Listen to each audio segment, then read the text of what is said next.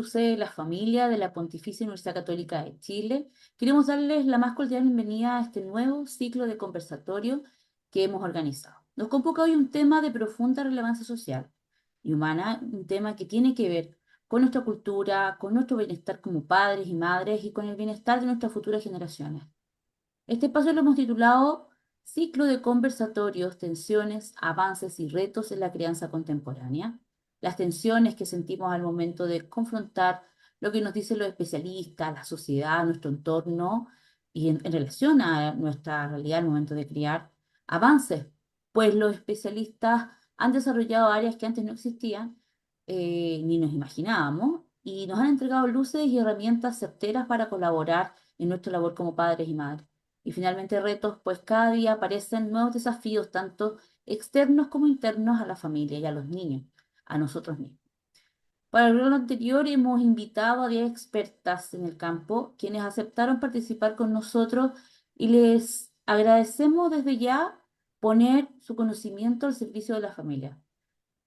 Bueno, para ver el programa completo, lo invito a ver los links que hemos dispuesto y compartido en la descripción de este capítulo, por si acaso. Vamos a iniciar este ciclo abordando la enorme responsabilidad del cuidado de los primeros meses de vida.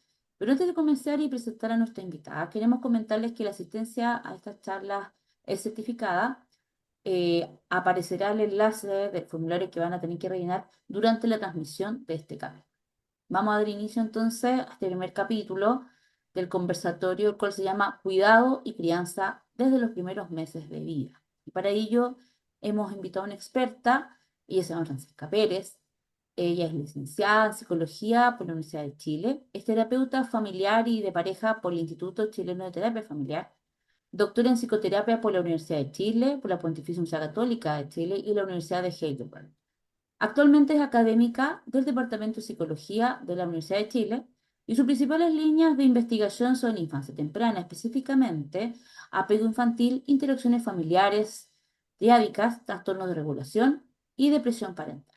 Ella realizó una interesante investigación titulada El desarrollo de la crianza compartida durante la transición a la paternidad, integración de las representaciones de los padres con las interacciones observadas.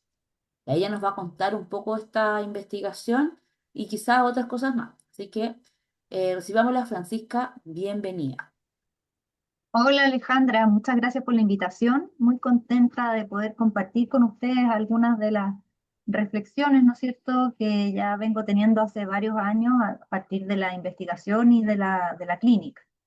Em, Efectivamente, vamos a hablar entonces de estos temas de los cuidados y la crianza. Para eso yo armé una presentación que voy a compartir.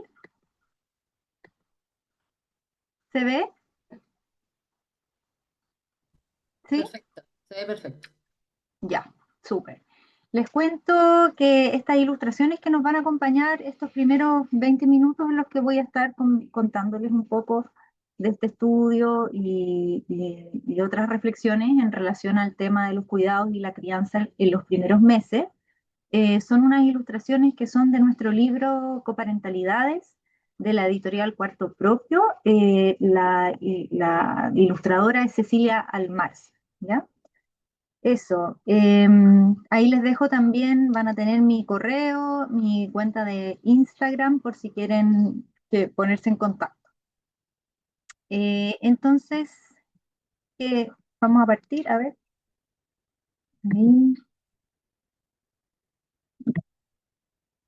Ya, lo primero, esta idea con la que me gustaría partir la conversación de hoy es que la importancia, ¿no es cierto?, del contexto cuando vamos a pensar en la crianza.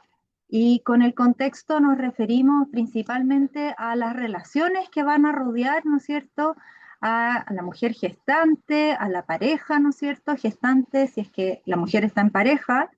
Nos vamos a referir a las relaciones más cercanas, pero también a las relaciones con la comunidad, con el sistema de salud, con la sociedad en general, ¿no es cierto? Y pareciera, al menos en Chile, ¿no es cierto?, hoy, que una de las grandes preocupaciones, ¿no es cierto?, es la baja tasa de natalidad con la que nos encontramos actualmente.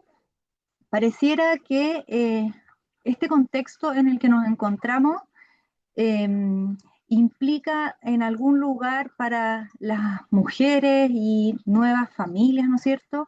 Alto costo, hay tensiones que no se han logrado resolver del todo, a propósito de la conciliación, por ejemplo, entre vida familiar y trabajo, las desigualdades de género persistentes, las redes de apoyo que se han vuelto cada vez más frágiles, ¿no es cierto? Nosotros hemos pasado, hemos transitado de ser una sociedad que se organizaba de manera un poco más colectivista hace un par de años, nos hemos vuelto cada vez una sociedad más individualista, donde el modelo de familia se ha vuelto, como preponderante se ha vuelto el modelo de familia nuclear, eh, donde tenemos muchas veces a ambos cuidadores que trabajan largas jornadas laborales. Entonces, desde ahí tenemos un contexto que está siendo bien exigente, ¿ya? Tenemos una tasa, ¿no es cierto?, de fecundidad que es es menos de un hijo por mujer al año 2025. Y vemos, ¿no es cierto?, cómo la experiencia de la maternidad está siendo cada vez, uno podría pensar, más postergada, más costosa, quizás también más elegida. Sabemos, ¿no es cierto?, que el embarazo adolescente ha disminuido. Hoy en día, ¿no es cierto?, las políticas que tienen que ver con básicamente la anticoncepción se ve que es algo que está súper instalado, ¿no es cierto? Eh, y efectivamente las mujeres están estudiando, están trabajando, están privilegiando otras experiencias antes de ser madre y muchas veces después cuando finalmente se toma la decisión, no siempre todo resulta como uno pensó, ¿no es cierto? No siempre todo se puede controlar tanto como uno hubiera querido, ¿ya? Entonces tenemos también cada vez muchas mujeres que están siendo madres después de los 35 años, muchas veces teniendo que recurrir a la reproducción asistida, ¿ya? Sabemos, ¿no es cierto?, que no es una la razón que explique, no es lineal en ningún caso, las razones que explican la baja de la tasa de natalidad son múltiples y ahí habemos distintos eh, colegas, cientistas sociales o gente del mundo médico tratando de entender y comprender mejor este fenómeno, ¿ya? Entonces es importante preguntarse por las condiciones antes de pensar en la idea de tener hijos. Yo creo que cada vez más son los jóvenes, ¿no es cierto?, que se están preguntando por las condiciones que necesitan para poder cuidar bien, más allá de la buena voluntad o el amor por los hijos, ¿ya? Eh, Después, cuando ya una pareja entra al embarazo, cosa que sabemos que no siempre es una elección necesariamente como parte de un proyecto de vida. Sabemos que todavía, ¿no es cierto?, muchas veces los embarazos eh, son no planificados, ¿ya? Eh, entonces, es importante, cuando pensamos en la crianza y en los cuidados tempranos, es importante pensar que esto empieza a ocurrir ya desde esta etapa, desde la etapa prenatal, ¿ya? En la etapa prenatal, desde la psicología, se ha estudiado, ya hace muchos años que se viene estudiando el fenómeno de cuáles son los cambios que van ocurriendo psíquicamente en la mujer una vez que empieza a gestar, y ahí hay varios autores, hay uno en particular que se llama Daniel Stern, que habla de un concepto que es el concepto de constelación materna, y él plantea entonces, este concepto quiere decir que la mujer entra como en una especie de reorganización psíquica durante el embarazo, donde las prioridades empiezan a cambiar de manera importante y donde la mujer empieza a volver a conectarse con, eh, con distintas experiencias que ha tenido a lo largo de su vida, en particular con la experiencia de ser hija, por ejemplo, con cómo fue su propio vínculo con sus cuidadores, ¿ya? ¿Cómo fue para ella ser una niña, crecer en un determinado ambiente, con unos determinados, con una determinada mamá, con un determinado papá, si es que hubo una mamá o un papá, o sus cuidadores principales, y empieza a repasar un poco qué de esa historia a ella como mamá quizás le gustaría repetir, qué cosas le gustaría hacer distintas, qué cosas fueron experiencias positivas en su vida, experiencias que la nutrieron, experiencias enriquecedoras, pero que también a lo largo de su trayectoria pueden haber sido experiencias más difíciles, más dolorosas, y empieza como un diálogo interno con estas como figuras que ha ido a lo largo de su vida, ¿no es cierto?, internalizando. Entonces se activa todas estas como reflexiones durante el embarazo. Por otro lado, también planteaba Stern, la mujer se empieza a conectar con su bebé, con la imagen del bebé, empieza a imaginarse cómo irá a ser este bebé, eh, se- a quién se irá a parecer, cuáles irán a ser sus características, pero también empieza a hacerse la pregunta por ¿seré lo suficientemente buena mamá? ¿Podré mantenerlo con vida? Una pregunta así como bien primaria, bien básica. ¿Podré mantenerlo con vida? Otra pregunta un poco menos básica, pero también muy, muy fundamental es, ¿podré conectarme con esta guagua? ¿Podré entender, empatizar, cómo va a ser al principio, cuando es un ser que todavía, cómo me voy a poder comunicar, voy a poder leer sus señales, voy a poder interpretarlo, voy a poder querer a mi guagua, ¿ya? Aunque sea muy básico. Igual es una pregunta que surge en este periodo. ¿Cómo lo voy a querer? Y por otro lado, en las mujeres en las que, además de ser madres, ¿no es cierto?, tenemos una ocupación, ya sea una profesión, un oficio, pero que estamos insertas en el mundo laboral, también esta pregunta pasa a ser bien relevante, que tiene que ver con cómo voy a compatibilizar estos roles, ¿ya? Cuando sabemos que las jornadas laborales son extensas, muchas veces los empleadores son muy exigentes, a uno le piden que esté como hoy en día, además, con la instalación del teletrabajo, muchas veces ese límite, yo diría que después de la pandemia, ¿no es cierto? Ese límite entre la vida privada y la vida laboral como que se difuminó y como que a uno el jefe a veces le puede escribir en cualquier horario, en cualquier momento y uno siente como, chuta, ¿cómo lo voy a hacer si voy a estar con mi guagua? ¿Cómo voy a poder responder? ¿No es cierto? Voy a poder responder a estas demandas que van a ser múltiples y que van a ser todas muy exigentes, ¿ya? Entonces, de ahí que todas estas preguntas nos da lo mismo si la mujer, por ejemplo, está o no está en pareja, para pensar en esas respuestas. No da lo mismo si la mujer tiene o no tiene red de apoyo para pensar esas respuestas, porque efectivamente una mujer que está en pareja y que tiene buenas redes de apoyo tiene más posibilidades de pensar en una mejor conciliación, ¿ya? Desde ahí que es importante que una mujer que se encuentre sola y que empieza a pensar en estas cosas, desde ya empieza entonces a pensar, bueno, eh, voy a tener que probablemente para compatibilizar ambos roles, tener alguna red. Y desde ahí entonces empezar a construir esa red si es que uno no la tiene armada, ¿ya? Hay muchas mujeres que cuando se embarazan empiezan a participar de grupos de mujeres, ¿ya?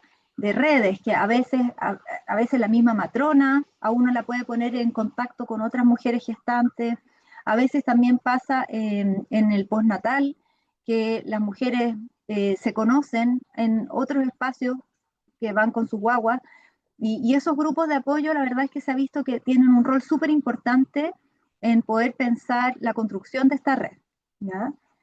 Eh,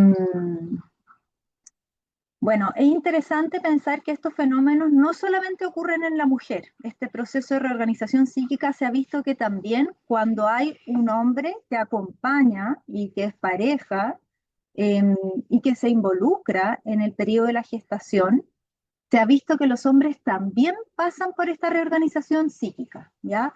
En el fondo, parten preguntas bastante similares a las que se hace la mujer, Pero a veces las respuestas son un poco distintas, ¿ya? Porque socialmente todavía las expectativas respecto a los roles todavía muchas veces siguen siendo bastante eh, conservadoras, ¿ya? Todavía la imagen, por ejemplo, de un buen padre, lo que han mostrado nuestras investigaciones, que dialogan con otras investigaciones en la misma línea, tanto locales como internacionales, es que el ser un buen padre todavía se asocia mucho a la idea de proveer, ¿ya?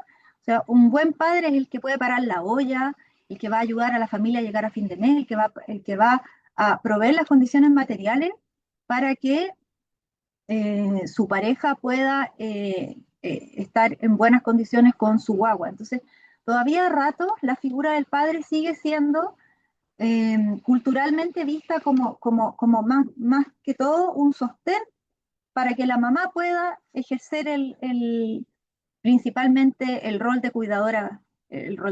Pero la verdad es que ahí hemos visto, incluso ahí los estudios en psicología del desarrollo, ¿no es cierto?, han mostrado que el padre, al igual que la madre, es muy capaz de vincularse tempranamente con su guaguita, desde incluso la etapa prenatal, ¿ya? Desde incluso la etapa prenatal el padre puede empezar a vincularse con su bebé y hay estudios que muestran que cuando las guaguitas nacen y escuchan la voz del papá, la que ya han venido escuchando, ya mientras estaban en la vida intrauterina, cuando nacen y escuchan la voz del papá, se calman. ¿Ya? Nosotros tenemos hartos videos, yo hago hartas clases hacemos harta observación de bebés, entonces tengo hartos videos y ahí siempre que hago clases muestro un video que a mí me encanta, de una guagua que tiene 20 minutos, está recién nacida, está en el pecho de su mamá apoyadita y de repente la guagua se pone a llorar, nos imaginamos que está incómoda, le molesta un poquito la luz, está muy recién nacida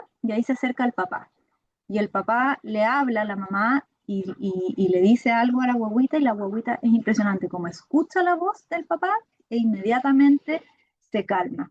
También esa presencia del papá para esa mamá, uno se da cuenta también lo importante que es, porque efectivamente que la pareja de uno pueda participar del parto y del posparto y que esté ahí acompañando, también genera una sensación en las mujeres, muchas veces las mujeres lo refieren como en las entrevistas que nosotros hicimos en nuestra investigación, decían como, para mí fue un puntal, fue un apoyo demasiado importante, en los momentos en que pasé más susto o que no sabía qué iba a ocurrir, estaba él y él me daba ánimo. Entonces, desde ahí, la importancia, por ejemplo, de la política del Chile Crece Contigo, que promueve, ¿no es cierto?, la participación de la pareja eh, en todo momento, en los controles perinatales, en el parto. eh, bueno, evidentemente que ahí hay que ser súper respetuosos de las subjetividades y de la historia de cada familia, pero si la pareja expresa manifiestamente que quiere que el padre o la otra madre, en el caso de parejas homoparentales, esté presente, es súper importante y se ha visto que tiene un efecto muy positivo, ya tanto para la madre que está pariendo, como para ese padre, para ese primer vínculo que tiene con su guagua. Eh, bueno, en este periodo también durante el embarazo hay muchas ideas respecto a cómo va a ser esta guaguita. Las parejas muchas veces empiezan a tener expectativas o imaginarse. Y esto hay un autor psicoanalista que se llama von Kitzing, un alemán, y que plantea que es muy importante, ya que es muy importante que ojalá si estamos en pareja empecemos a fantasear juntos en relación a quién va a ser esta guagua, cómo va a ser esta guagua, cómo nos vamos a vincular con esta guaguita, qué va a pasar con nosotros dos como pareja, ahora que vamos a dar paso a una triada, vamos a dejar de ser una diada, vamos a dar paso a la triada. Es importante, decía von Kitzing, que esto se empiece eh, que las parejas tengan la posibilidad de imaginarse esto desde el embarazo, porque eso va dando es como que va generando un espacio psíquico para acoger al tercero. Y esto es muy importante porque efectivamente se ha visto que muchas veces el primer año de vida del primer hijo es uno de los momentos que se producen más separaciones, ¿ya?, en las parejas. Y esto, lo que ha mostrado la investigación es que muchas veces tiene que ver con una gran sensación de exclusión, ¿ya? Estar en una relación triádica implica sí o sí que en algún momento alguno de los tres se va a ver excluido, ¿ya? Por ejemplo, eh, cuando la mamá esté amamantando a la guagua, a lo mejor va a necesitar en un momento quedarse sola con su guagua para que se puedan, qué sé yo, acoplar, concentrar, sobre todo en los periodos como de crisis de lactancia, donde las guaguitas están como más desconcentradas, y ahí quizás va a ser importante que el papá las deje solas ese ratito. ¿Ya? Van a haber otros momentos donde a lo mejor el papá va a querer estar con la guaguita y la mamá va a tener que ponerse o va a querer ocupar ese espacio para hacer otras cosas. O sea, en el fondo van a ser las distintas combinaciones posibles y en esas combinaciones podría pasar que alguno de los integrantes se sienta excluido. Y lo que se ha visto es que muchas veces los hombres se sienten muy excluidos porque muchas veces este vínculo entre la madre y la guagüita se vuelve muy simbiótico, ¿ya? Sobre todo en los primeros meses, cuando todavía estamos con la lactancia, ¿no es cierto? Que son muchas veces en el día que hay que amamantar, y ahí bueno, son distintos los motivos que pueden llevar a que un hombre se sienta muy excluido, pero sin duda que una relación de pareja conflictiva contribuye a que eso sea así, ¿ya? Entonces von Klitzing decía, es importante que ya en el embarazo empecemos a pensar juntos en esto, porque esto va a ser protector. Una vez que nazca la guagua, si esto ya se conversó, si esto se tematizó, si esto se pensó, eh, la amenaza de este tercero se va a sentir no se va a sentir tal, o si se siente, ya se va a poder, como es algo que ya se pensó, es algo que se va a poder conversar más fácilmente, se va a poder elaborar y tramitar más fácilmente.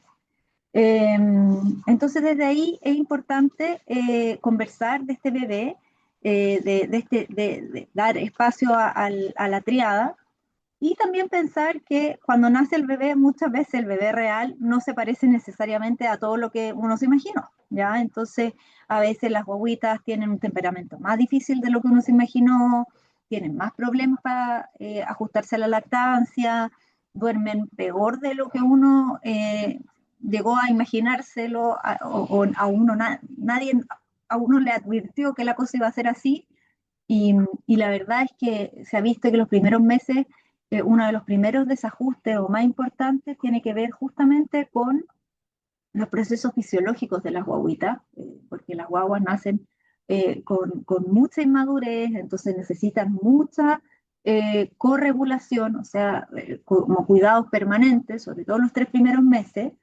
Eh, entonces ahí a rato se puede hacer bien cuesta arriba, sobre todo con el tema del sueño. ¿Ya? Yo creo que ahí siempre, yo creo que es muy importante privilegiar esos 3 primeros meses a que los padres cuando puedan descansar, descansen, ¿ya?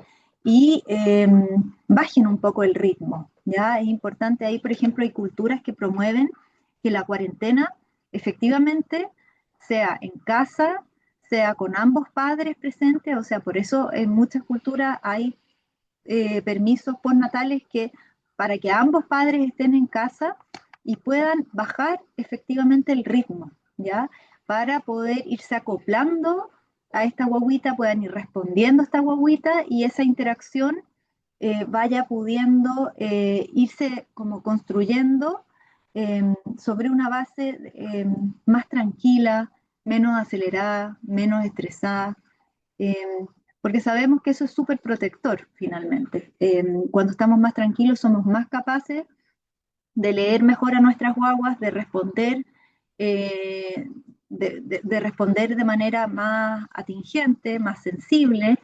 Y finalmente, entonces, si tenemos esa respuesta sensible, la guaguita también va a responder y ahí se arma como un círculo virtuoso de interacción, versus si estamos con muchos estresores, la posibilidad de que esa interacción se vea interferida aumenta, ¿ya?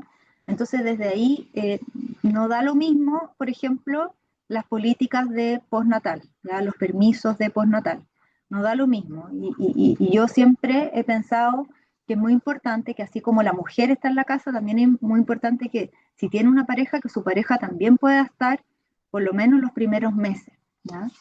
Eh, bueno, después respecto a este tema en particular, que es la salud mental parental, ¿no es cierto? Sabemos, ¿no es cierto? En Chile tenemos cifras que nos hablan de entre un 20 y un 40% de prevalencias de depresión durante la etapa perinatal. Sabemos que también hay diferencias importantes por nivel socioeconómico, siendo los niveles más bajos los más desfavorecidos, los que presentan mayores índices de sintomatología. En Chile hace muchos años que hay una pesquisa a nivel del sistema público de salud en las mujeres con la escala de Edimburgo, tanto en la etapa prenatal como en el postnatal. Eh, es un screening, ¿no es cierto?, que permite detectar si hay riesgo o no de presentar sintomatología depresiva. Cuando se detecta, cuando las mujeres puntúan más de 10 puntos en la escala, entonces las mujeres son derivadas a los especialistas en salud mental, primero a los psicólogos del APS y en caso de ser necesario derivadas a la atención secundaria. Sabemos, eso sí, que hay una brecha muy grande entre la cantidad de mujeres que son detectadas y las mujeres que finalmente asisten a tratamiento, ¿ya? Y ahí lo que ha estudiado la Graciela Rojas principalmente tiene que ver con que en estas brechas hay varios factores que tienen un peso, pero se ha visto que el estigma social asociado a la depresión es uno de los grandes factores que limitan que las mujeres finalmente se atiendan y consulten y empiecen un proceso, por ejemplo, de psicoterapia, ¿ya? Eh, bueno, si en las mujeres hay un tema de estigma, imagínense cómo es en los hombres. Ya sabemos que los hombres también pueden presentar sintomatología depresiva en esta etapa. Un metaanálisis internacional que ya se hizo hace varios años, pero describía un 10,4% de sintomatología depresiva en hombres durante el posparto. Nosotros en Chile llevamos a cabo un estudio también hace varios años donde encontramos un 18,5% en usuarios del sistema público de salud. Eh, no existen escalas que estén en Chile validadas para población masculina.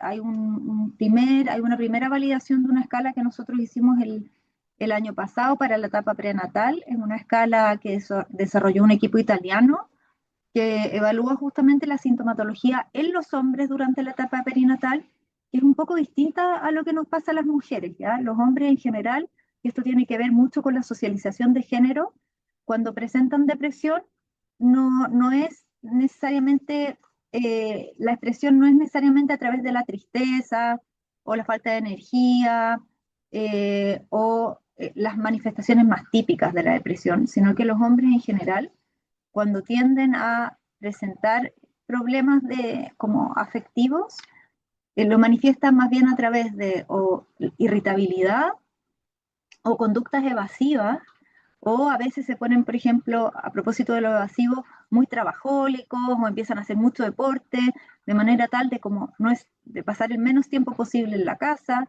También algunos se ponen buenos para consumir sustancias.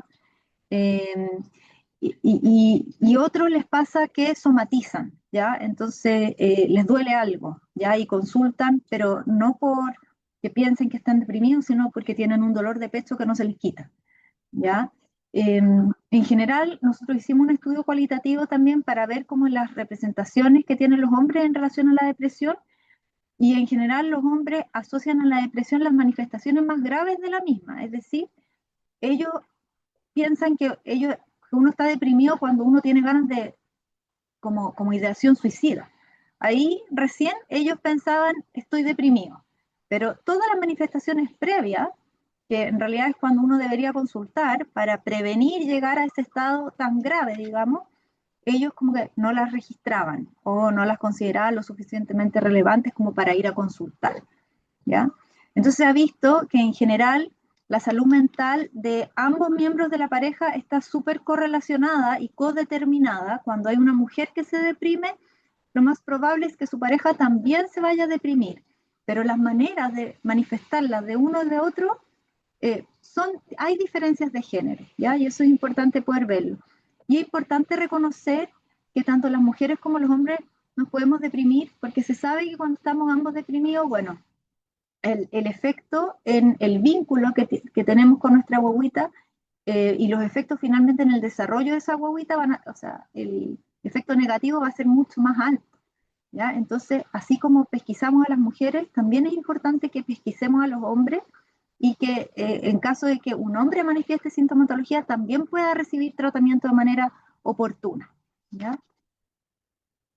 Bueno, se ha visto, ¿no es cierto?, que la coparentalidad, ¿qué es la coparentalidad? La coparentalidad es la capacidad de trabajar en equipo frente a tareas de crianza, que dos o más adultos se organicen en torno a las tareas de crianza. Puede ser la mamá y el papá, pero también en otras configuraciones familiares, pensemos en dos adultos que sean los designados como los cuidadores principales. Es como la capacidad de coordinarse, de distribuir tareas, distribuir horarios, tiene que ver con toda esa dimensión bien práctica de llegar a acuerdos, quién se hace cargo de qué, quién lleva al pediatra, quién hace las compras, quién muda, quién baña, quién da de comer, pero también, además de la dimensión práctica, y que ahí cada pareja tiene que, pareja o adultos, digamos, tienen que ver qué es lo que, cuál es el arreglo que les acomoda mejor, porque no hay un solo arreglo, ahí cada familia tendrá que ir viendo cuál es el arreglo que les queda mejor. Además de eso, la coparentalidad contempla la dimensión afectiva, ¿ya?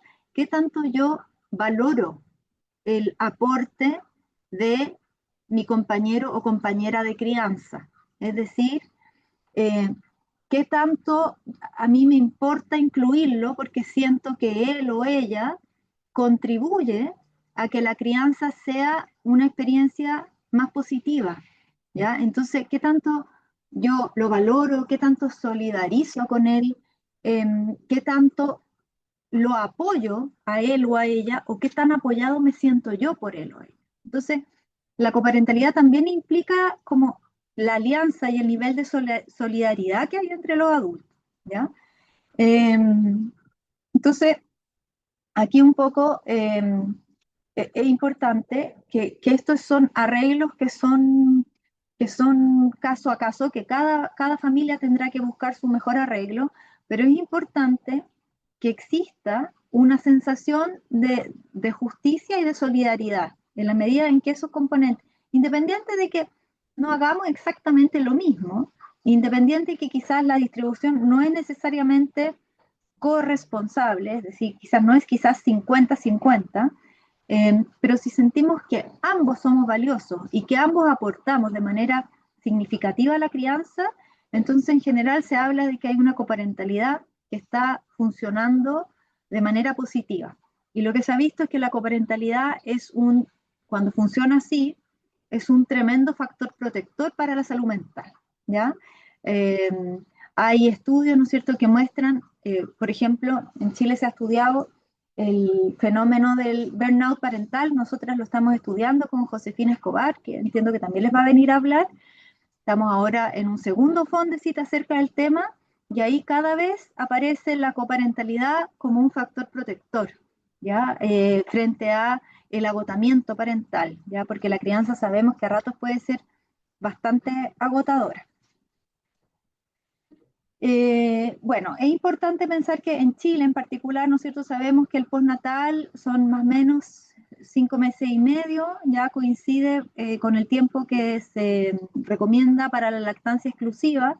Entonces sabemos que este último mes, que eventualmente la mujer podría traspasárselo al hombre, el 0,02% de la familia efectivamente lo ha llevado a cabo, y ahí las explicaciones que se dan, ahí el Pancho Aguayo ha hecho algunas investigaciones en el tema, y las explicaciones que se dan es que, por un lado, ese periodo coincide con el periodo que se recomienda de lactancia materna exclusiva, entonces lo hace como complicado.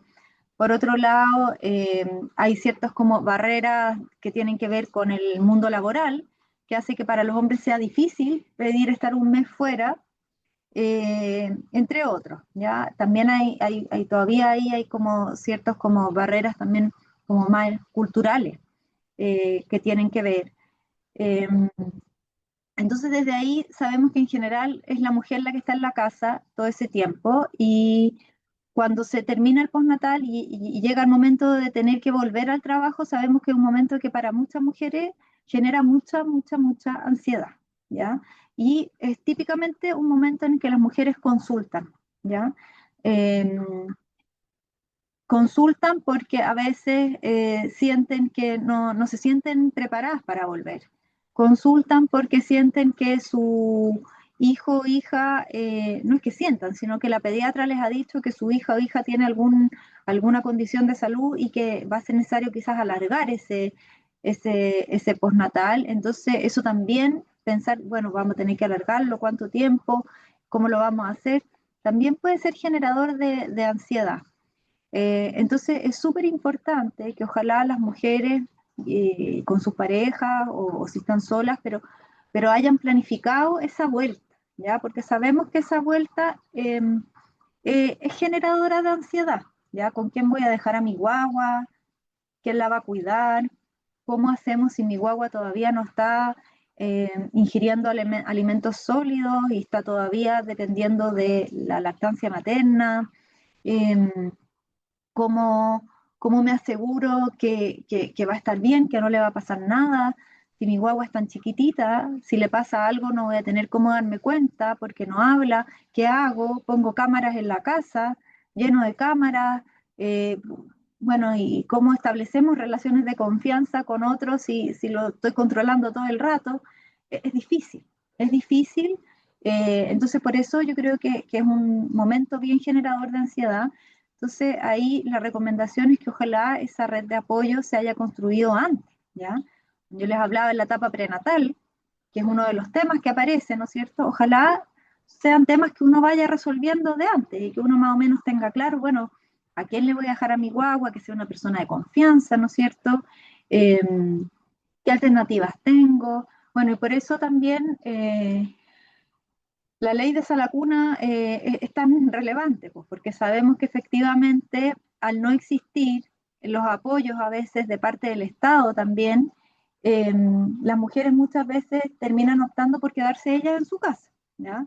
Y eso se ha visto que incide mucho en las tasas de empleabilidad femenina, ¿ya? O sea, la tasa de desocupación femenina en Chile se elevó en la pandemia, que en un momento donde sabemos que las mujeres cargamos con la mayor carga de cuidado, y pareciera que esa tasa, como que algo ha pasado que no se ha revertido, o sea, como que quedamos con unas tasas súper altas de desempleo y bueno, y sabemos que en parte esto tiene que ver con que las mujeres no tenemos una red de apoyo armada al momento, por ejemplo, de tener que volver del postnatal. Entonces muchas mujeres en ese momento deciden abandonar sus trabajos, quedarse desempleadas, lo que sabemos también es un estresor gigante para las familias, ¿ya? Porque lo costosa que está haciendo la vida, quedarse con un ingreso menos es un estresor para cualquier familia.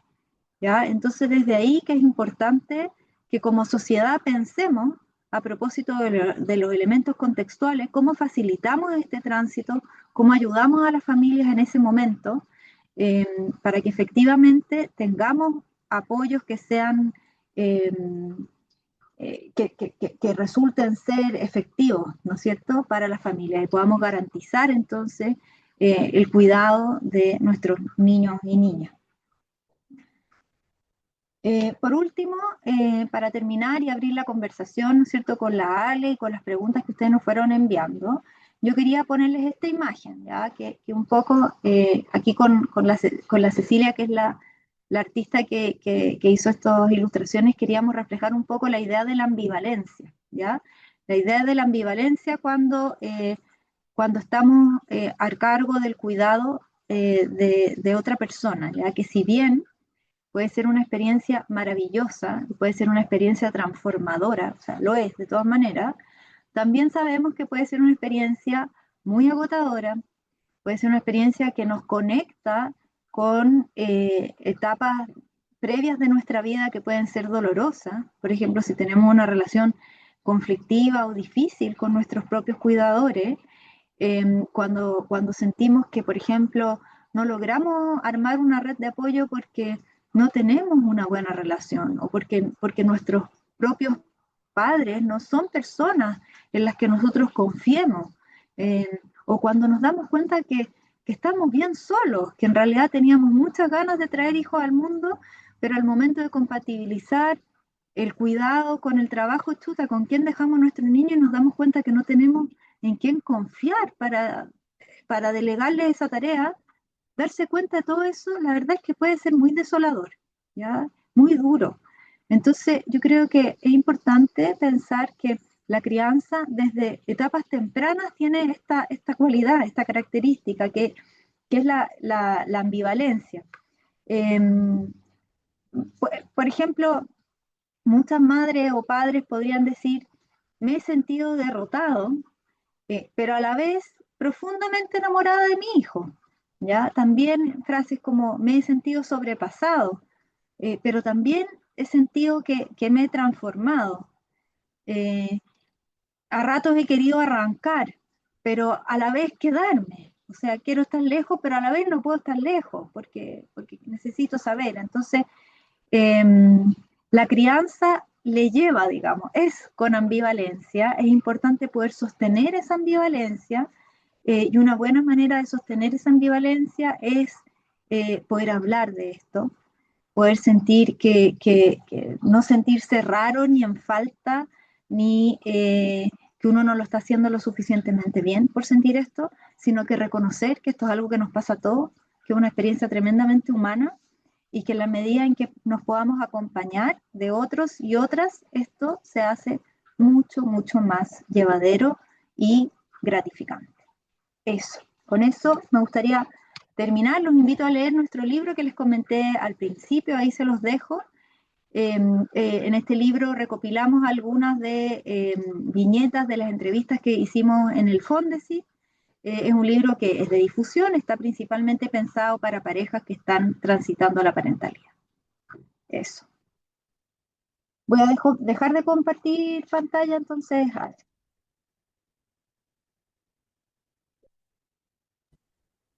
Y me pareció, anoté varias cosas, me pareció súper interesante, muchas, yo ya casi todo, porque, claro, cuando uno es papá, es mamá, efectivamente, todas estas cosas resuenan. Cuando uno tiene dos hijos, son dos crianzas distintas, y resuenan en forma distinta, tres, cuatro, imagínate aquellas mamás que tuvieron ocho, entonces para, claro, ya la ocho, me imagino que saben todo ya, pero esto de verdad es súper importante porque, eh, bueno, quizás debería partir esta o debería dejarla para el final, pero para antes que, y retomando el tema que tú estabas conversando, hay factores externos que también nos hacen pensar que, que esto puede ser, puede ser causante de estresores. El pasto está más verde al otro lado, me empiezo a comparar con la vida de los demás. Hoy día estamos expuestos a la vivencia y a las dinámicas familiares a través de las redes sociales, a través de teleseries. Antes uno veía la teleserie y uno decía, este es el ideal de familia, porque te la construían y todo, pero ahora tenemos muchos ideales en series de televisión internacional, en todo. Entonces, esta, esta, esta exposición o quizás este nuevo conocimiento que tenemos nos estresa también como papás para lograr quizás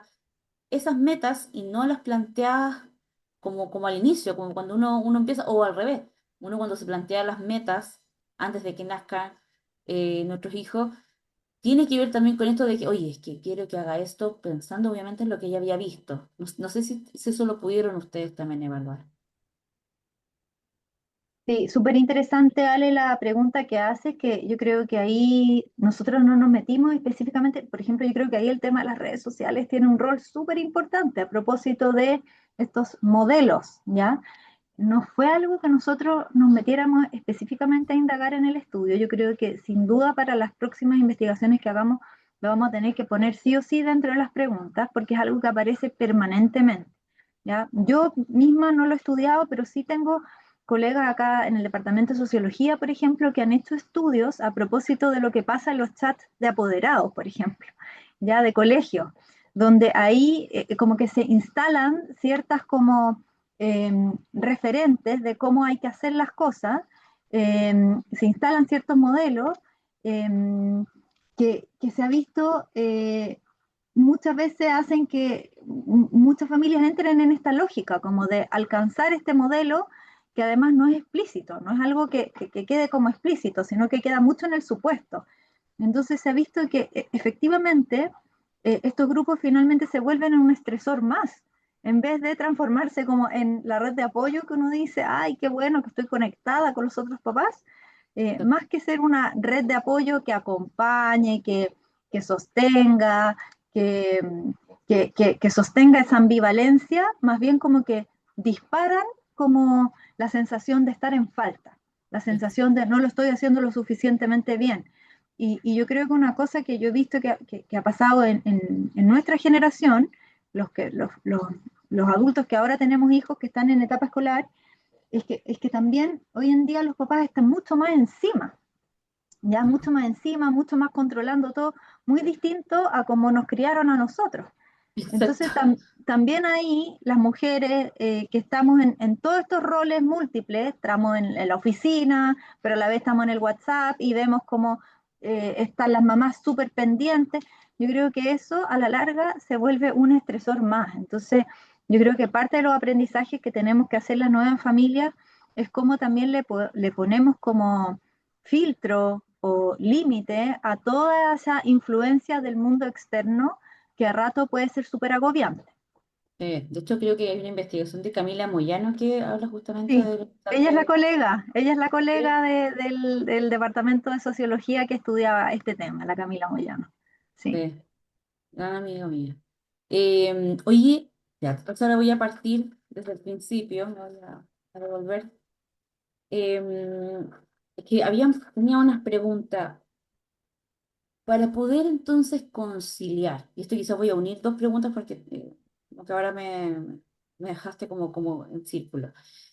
Para poder conciliar entonces nuestra vida laboral, la familiar, necesitamos de una red. Y por lo tanto, dentro de las políticas públicas, quizás que tú te podrías imaginar, ¿qué podríamos nosotros hacer o podríamos proponer para que exista una política que promueva la vida comunitaria en este sentido, o las redes familiares? Porque sin estas redes, porque claro, nosotros podemos institucionalizar todo, poner sala cuna, poner obviamente el after, después, entonces, pero en realidad no estamos fomentando una vida familiar, estamos tratando de tapar hoyos, siento yo, como ya, donde no tengo espacio, vayamos poniéndolo.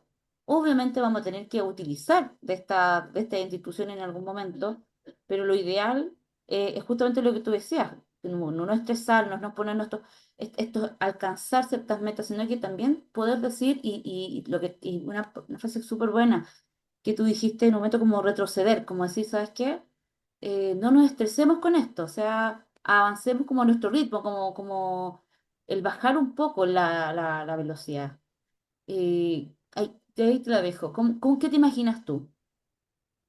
Bueno, yo me imagino que efectivamente haya un Estado que pueda garantizar la corresponsabilidad. Yo creo que la ley de sala cuna es súper importante, si bien no es lo único. Cuando hablamos de red de apoyo, por supuesto que no podemos pretender que la sala cuna sea nuestra única red de apoyo, pero sí creo que la proliferación de salas cunas, que hayan salas cunas en los distintos barrios, permite, yo creo que va siendo una cosa que puede ser bien virtuosa, que es un espacio donde tenemos a profesionales que se han dedicado a estudiar, ¿no es cierto?, qué es lo que pasa con el desarrollo de los niños en esa etapa.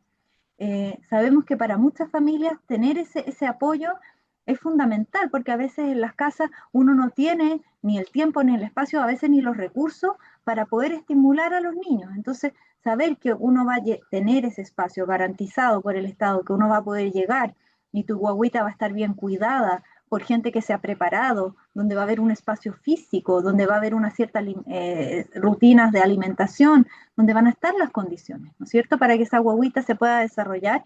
Y además a la sala cuna van a llegar probablemente las guaguitas del barrio, entonces van a llegar las otras familias del barrio y ahí entonces uno va a poder empezar a conocer. Y al conocer, entonces lo que va a empezar a pasar es que las familias se van a empezar a encontrar, a juntar. Hoy el fin de semana o después del horario de sala cuna, juntémonos, vayamos a la plaza, vayamos a la feria, mira, está esta exposición, pero entonces la sala cuna es un lugar muy virtuoso porque es un lugar donde nos vamos a encontrar que permite que las mujeres efectivamente podamos ir a trabajar. Entonces, ese es sin duda que es un alivio gigante para la familia, el tener dos ingresos, el que la mujer y el hombre puedan trabajar, o que Debería ser ambos adultos. una sola cuna universal, pero además con políticas integrales y que en realidad sea solo. O sea, si tú tienes unas políticas integrales de desarrollo para los niños y niñas, efectivamente, el que la sala cuna te diga, oye, mira, el fin de semana hay un show de títere en la plaza, claramente se van a juntar estas personas. O sea, y nos pasa, o sea, cada vez que los papás estamos buscando, vemos justamente el mismo curso donde están estas distintas actividades y que nos hacen compartir un poco más allá de lo que es también el entorno educativo, se puede decir. Y bueno, Sí, y sí. también, ¿Mm? Yo creo eso sí, que el sistema educativo, las salacunas, jardines, los colegios son como el espacio natural para encontrarse y para que las familias nos conozcamos, socialicemos y ahí entonces puedan surgir un montón de otras iniciativas que tengan que ver con poder potenciar y desarrollar la vida comunitaria. Pero es como un espacio natural de encuentro.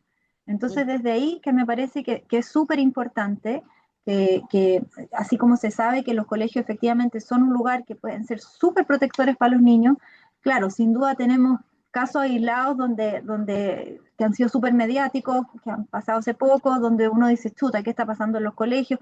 Pero no es la generalidad. La generalidad es que en los colegios son un lugar donde los niños pueden ir y van a estar seguros y tienen montones de beneficios. O sea, nosotros también habíamos hecho un estudio en los colegios de Peñalolén y veíamos como, por ejemplo, la figura del profesor, ¿ya? Es tan relevante, no solamente en términos de entregar contenido, sino que en términos socioemocionales. Para los niños, la figura de los profesores son súper relevantes porque son figuras de confianza, son figuras en las que ellos les pueden contar lo que les está pasando, son figuras que acogen. Entonces, desde ahí, creo que es como, de nuevo, como ya está instalado a nivel social, es un lugar que es muy protector y que yo creo que hay que fomentar por eso digo, desde etapas tempranas, iniciales, desde la sala cuna. Sí, no, bueno, los colegios que, claro, salen de esta norma, en realidad porque no han logrado aquellos objetivos para cuales fueron instalados los colegios. O sea, uno lee un poco como no pasa por la legislación en materia de. Y cuando tú lees que pasa esto, no se condice y es porque no ha logrado ciertos objetivos. Oye, espérate, tengo una pregunta que también nos va hacia atrás con respecto a esta reorganización en la mente de las mujeres que tú decías que a los hombres también les pasa. Pero yo te quería preguntar, ¿esta reorganización en la mama es algo biológico? ¿Tiene que ver con algo hormonal? ¿Tiene que ver algo cultural? Porque claramente los hombres, no sé si es algo natural, o es por acompañar, o es por conciliar, es porque esas ganas. O sea, ¿a qué voy? Mi pregunta es, para que al hombre le nazca esta reorganización, ¿tiene que estar involucrado? ¿En qué nivel? Y nosotras como mujeres, ¿qué espacio tenemos que darle o cómo tenemos que involucrarlo? De a poquitito, no lo asustemos, es como cuando uno a los animalitos le pone un platito y se aleja un poco para que se acerquen, pero porque es distinto cuando uno le chanta el libro, oye, toma, léetelo. O sea, eso con eso lo espanta de una, no sé. Me encanta tu pregunta, Ale. Encuentro que, nada, y con un tema súper relevante y en el clavo, porque yo creo que efectivamente en las mujeres, ahora ojo, que no está biológicamente determinado, o sea, de hecho hay mujeres que pueden pasar todo el embarazo y no se conectaron nunca con nada de estos fenómenos que yo conté, o sea, igual ahí tiene que ver con un fenómeno más psicológicamente determinado, ¿ya? En los hombres, como como el hombre no es el gestante, efectivamente el involucrarse o no está súper ligado al tipo de vínculo que va a tener con su pareja, ¿ya? Y ahí lo que dices tú, si es un vínculo como más conflictivo o donde hay más competencia o donde hay más como dificultades de distinto tipo, es probable que ese hombre se vaya, tome distancia, no se involucre tanto o, o se sienta como muy eh, como torpe y con poca posibilidad de acceso. ¿M? Eh, Ahora, eso eventualmente yo creo que son cuestiones que se pueden trabajar muy bien desde, por ejemplo, la terapia pareja o la terapia familiar. Yo creo que estas dinámicas como de descoordinación o de dificultades en la comunicación o yo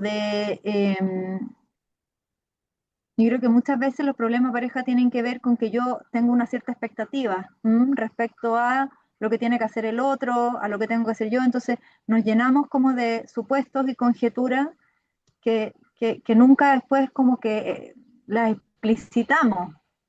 Y ahí entonces nos vamos enredando y confundiendo. Entonces, yo creo que estas son cuestiones que son súper trabajables. O sea, si una pareja identifica que está teniendo dificultades para relacionarse o a propósito del embarazo sienten que se han distanciado o sienten que no se coordinan o el hombre siente que la mujer le impone una manera de ser papá que no tiene nada que ver con lo que él quiere ser. Yo creo que ahí, en la medida de lo posible, yo creo que es bueno que esa pareja consulte, porque yo creo que ahí hay muchas cosas que desde la terapia de pareja pueden ayudar un montón, ¿ya? Ayudar un montón a que esa pareja logre encontrarse, ¿ya? Y encontrarse implica reconocer al otro como otro, al otro como distinto a mí, ¿ya? Y reconocer y valorar el aporte de ese otro, que justamente va a ser algo que es distinto a cómo lo voy a hacer yo. Y sabemos en el fondo los que trabajamos en vínculos tempranos que esa diferencia enriquece mucho la experiencia del niño, ¿ya? Para un niño, tener la posibilidad de vincularse, de hacer apegos seguros con cuidadores distintos, es algo que enriquece su experiencia de estar en el mundo, ¿ya? Porque el mundo efectivamente es un lugar eh, con seres diversos, con los que nos tenemos que aprender a, a relacionar. Entonces, desde ahí yo creo que estas son cuestiones que muchas veces los conflictos en las parejas se hacen súper evidentes con la llegada al tercero. Eh, Puede que hayan estado de antes, pero antes uno, qué sé yo, tenía como sus mecanismos, como para capearlos, como para negarlos, para evitarlos, y a veces con la llegada del tercero es como muy evidente que no nos estamos entendiendo. Y yo creo que ahí yo estoy una fiel convencida de que una buena terapia pareja puede ayudar a poder ir como entendiendo y comprendiendo al otro, irse irse como reconciliando con la idea de lo diferente, ¿ya? Entonces yo siempre a las parejas les voy a recomendar, si están con dificultades, antes de pensar en separarse, que siempre la separación obviamente que puede ser una alternativa, pero antes de pensar en separarse, yo creo que siempre es bueno, bueno, viene de cerca la recomendación, pues yo soy terapeuta de pareja, pero bueno, por algo lo soy, porque yo creo, yo soy una convencida de que hay muchos temas de pareja que sí se pueden resolver. Oye, y mira, respecto a eso mismo. Porque tú hablabas de que ojalá esto fuera previo, como que hubiese una conversación previa para poder lograr que cuando nazca el hijo ya tú tengas la expectativa, también haber dicho cuál iba a ser el rol del otro.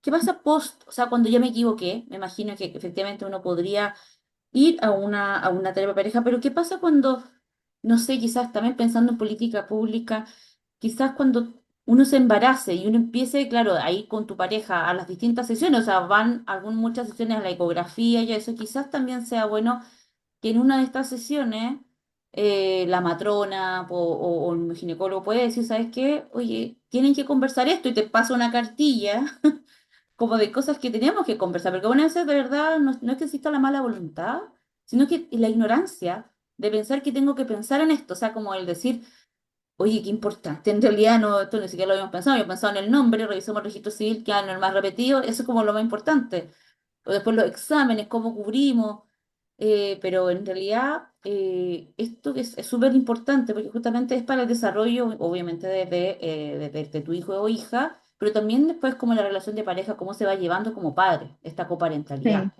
sí. Me encanta cómo lo estáis pensando. Yo creo que efectivamente ahí el Chile Crece ha tratado de meter la cuchara en esa dirección.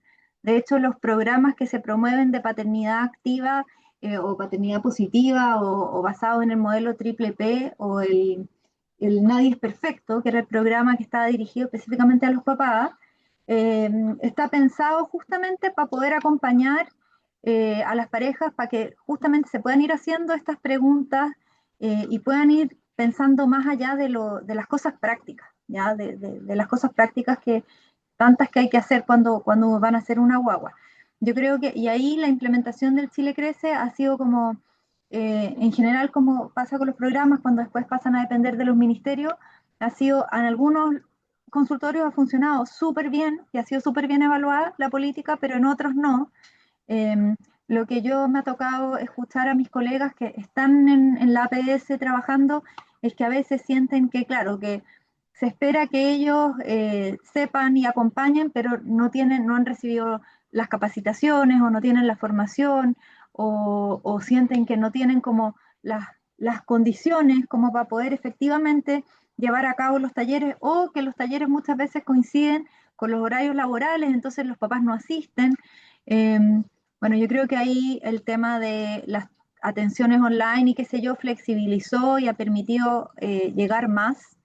Em, pero yo creo que aún no es una cosa tan masiva, pues no sabemos, en el sistema privado además depende del equipo tratante, hay equipos que tienen súper claro la importancia de estos fenómenos y lo atienden así desde las primeras atenciones por parto, hay otros que no, entonces hay como no es universal todavía. A mí, así si tú me preguntas a mí cuál es uno de los objetivos por los que yo investigo lo que investigo, es porque a mí me interesa tener incidencia eventualmente en política pública, a mí me interesa que estos temas queden como instalados de manera transversal, de manera universal. Ahora, sí, yo creo que en Chile, el Chile Crece ha significado, ahora se llama Chile Crece Más, ha significado un avance enorme en esta materia, enorme, enorme.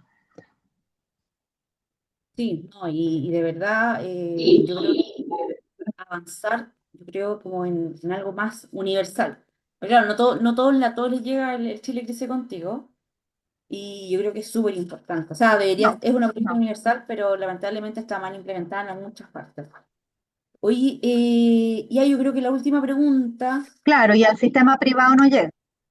claro, última pregunta, cuando las madres sienten que su hijo es suyo y no dejan de tocarlo, ¿cuándo esta mamá necesita quizá una ayuda psicológica? Así como, porque buenas veces, claro, es algo como, es que es mío, es que lo quiero cuidar y todo eso, pero ¿cuándo necesitan estas mamás esta como decir, ¿sabes qué? Ojo, yo creo que quizás estás con una depresión o quizás estás con otra cosa. ¿Cuándo dirías tú, cuándo recomendarías esto de esta atención o sabes que consulta con un especialista? ¿Cuándo lo harías? Yo creo que ahí hay que ser súper cuidadoso. Yo creo que mirar de afuera y decirle a una mamá necesitáis consultar puede ser súper complicado porque uno Súper. realmente no sabe. Ujú. Entonces yo creo que, a ver, las consultas psicológicas en general son exitosas cuando la persona que consulta está convencida de que necesita ayuda en algún tema específico. Cuando las personas son traídas a terapia en contra de su voluntad, en general esos procesos van a fracasar, ¿ya? Ahora, lo que a mí se me ocurre que podría pasar de que una mujer esté como muy, qué sé yo, estableciendo un vínculo quizás muy simbiótico con su guagua y le esté dejando poco espacio a su pareja, quizás ahí la pareja se va a empezar a quejar. Y es, o sea, sería recomendable que la pareja se queje, porque en la medida en que la pareja se va quejando, ahí esa mujer va a poder ir dándose cuenta. Parece que, eh, o por último, va a empezar aunque ella no se quiera dar cuenta que quizás está siendo muy posesiva con su guagua, por último se va a dar cuenta de que la relación de pareja se está tensando. Y desde ahí eventualmente podría empezar a problematizar. Ay, a lo mejor quizás deberíamos consultar, pero yo siempre pienso que en Hay que esto, obligar. claro, y en esto como que no hay, o sea, venir de afuera a sentenciar o a decir o a criticar o a recomendar, en general, esas cosas no son bien recibidas, ¿ya? Porque además que no ayudan en nada, en general insegurizan más. Entonces hay que ser muy cuidadoso, si uno quiere ayudar, a veces, como es el dicho, el camino al infierno está plagado de buenas intenciones, uno tiene que ser muy consciente, cuidadoso, ético, eh, Sí. y bueno, y si uno se da cuenta que efectivamente hay desde fuera, digamos, uno ve que hay muchos problemas, eventualmente ayudar a problematizar, pero yo creo que llegar y decirle a una mujer, ¿sabes qué? Lo estás, no sé, estás con problemas, necesitas ir al ¿Te psicólogo, ayuda? Claro. creo que eso no lo recomiendo, o sea, Ya. como usted no lo haga. Oye, Sí. ya. Francisca, de verdad, muchas gracias por esta conversación. Fue muy, súper relevante. Encuentro estos temas porque se hablan poco. Mm, Y muy esclarecedoras también todas tus respuestas. Y creo que el espacio no pudo haber comenzado con una mejor charla, de verdad que sí. Y bueno, qué los bueno. invitamos a todos ustedes a seguir participando de este ciclo. Este es el primer capítulo, nos quedan otros 9 y queda oficialmente inaugurado este ciclo de conversatorio. Así que muchas gracias, Francisca. Gracias a ti, Ale. Un abrazo.